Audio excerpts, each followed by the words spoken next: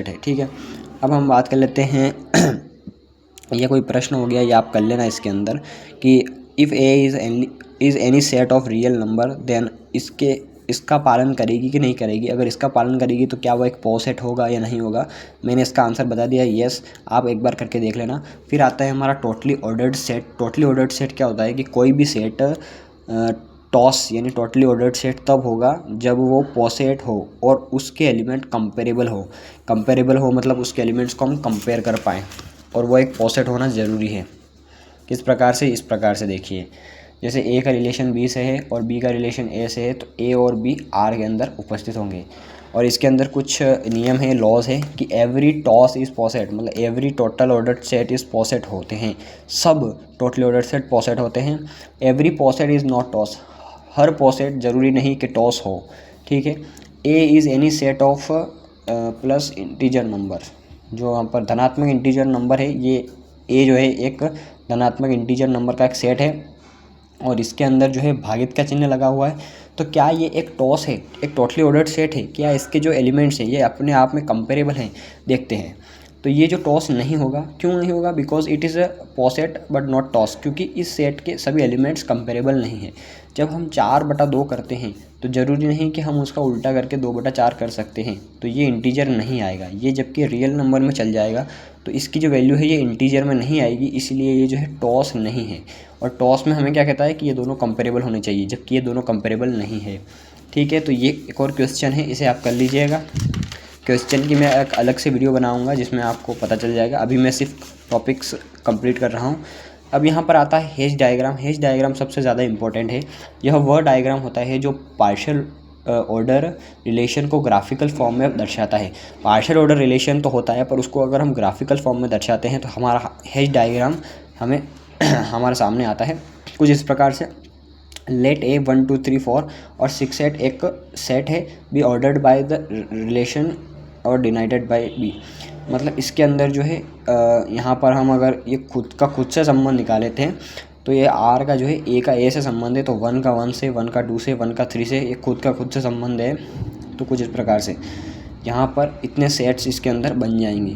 तो अब जब हम हेज डायग्राम की बात करते हैं तो हेज डायग्राम कुछ इस प्रकार से होता है। सबसे छोटी इकाई सबसे नीचे लिखी जाती है।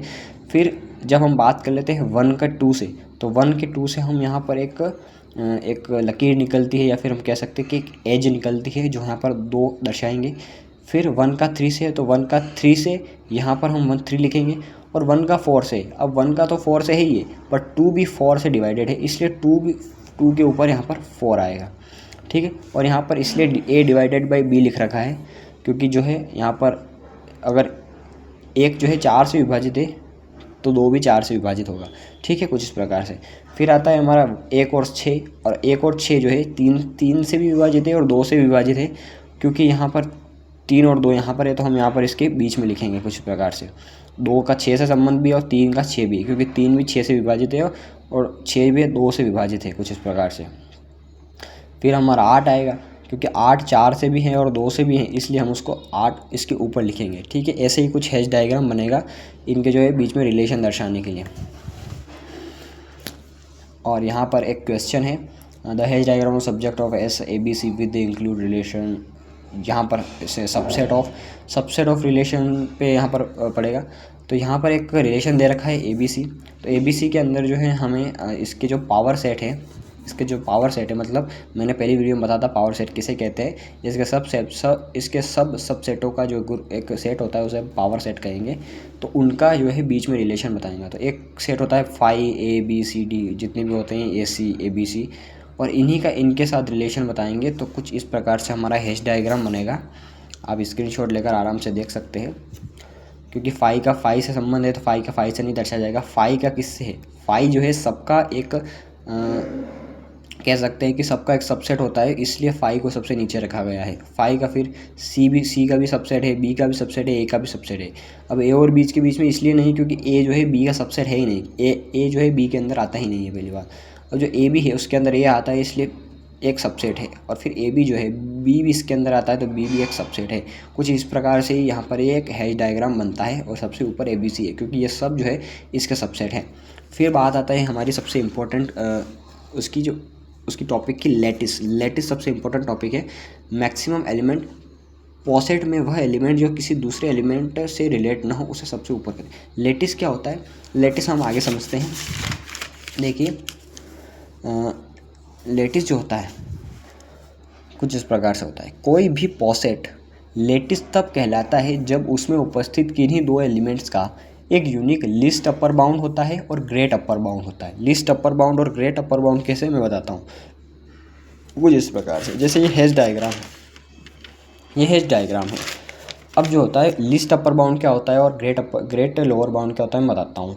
देखो कुछ इस प्रकार से ये देखिए, lower bound and upper bound, lower bound and upper bound.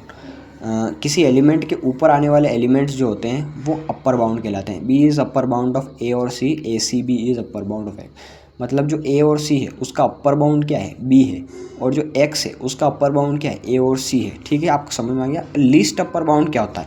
List upper bound होता है जस्ट ऊपर का अपर बाउंड। जैसे जस्ट ऊपर का एलिमेंट, जैसे एक्स का ए सी तथा ए सी का बी। जैसे हमारे पास ये जो डायग्राम है इसके अंदर जो 6, 5 और 7 का अगर हम लिस्ट अपर बाउंड निकालें तो वो क्या आएगा, वो आएगा हमारा 9 आएगा। ठीक है, 9 जो है अपर बाउंड है इन सभी का।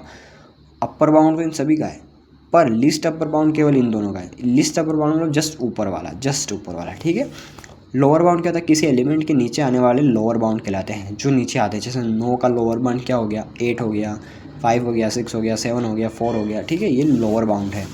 ग्रेटेस्ट लोअर बाउंड क्या होता है? सबसे पास सबसे बड़ा लोअर बाउंड। सबसे पास वाला जो लोअर बाउंड होता है वो सबसे जो बड़ा लोअर बाउंड होता है उसे हम क्या कहेंगे, ग्रेटेस्ट लोअर बाउंड। ठीक है, जैसे 9 का ग्रेटेस्ट लोअर बाउंड 8 है।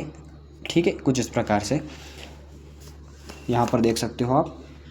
अब हमारा लेटिस आता है। लेटिस कुछ इस प्रकार से बनता है, यह ग्राफिकल फॉर्म ही है, पॉसेट की ग्राफिकल फॉर्म है। और उसके अंदर क्या होता है, दो एलिमेंट्स का एक यूनिक ग्रेट लोअर बाउंड और लिस्ट अपर बाउंड होना ज़रूरी है। किस प्रकार से? जैसे यहाँ पर हम दो एलिमेंट ले लेते हैं, एच और आई। एच और आई जब हम दो एलिमेंट लेंगे तो ये दोनों यहाँ पर भी मिल रहे हैं, क्योंकि इन दोनों का यहाँ पे जे पे भी संबंध है और यहाँ पर के पे भी संबंध है। तो ये एक लेटिक्स नहीं होगा। क्यों? क्योंकि यहाँ पर जो है ये इसके दो लिस्ट बाउंड है, ये दोनों यहाँ पर भी मिल रहे हैं और ये दोनों यहाँ पर भी मिल रहे हैं, इसलिए जो है ये लेटिक्स नहीं होगा। ठीक है, लेटिस। अब ये होगा क्यों? क्योंकि इसके अंदर अगर हम कोई भी दो एलिमेंट ले लें, जैसे ए और ई हो गया, तो ये दोनों एलिमेंट्स केवल यहीं सी पर ही मिल रहे हैं, सी पर ही मिल रहे हैं और कहीं नहीं मिलेंगे। और इनका जो ग्रेटेस्ट लोअर बाउंड है ये बी ही है। मतलब आप समझ सकते हो कि इनका एक यूनिक, एक तरह से हम कह सकते हैं एक यूनिक लिस्ट अपर बाउंड और ग्रेटेस्ट लोअर बाउंड है। ठीक है, तो आज की वीडियो में बस इतना ही। वीडियो बहुत लंबी हो गई है। आगे हम पढ़ेंगे जॉइंट सिमिलरिटीज़ और लेटिस के बारे में जानकारी। ठीक है, धन्यवाद।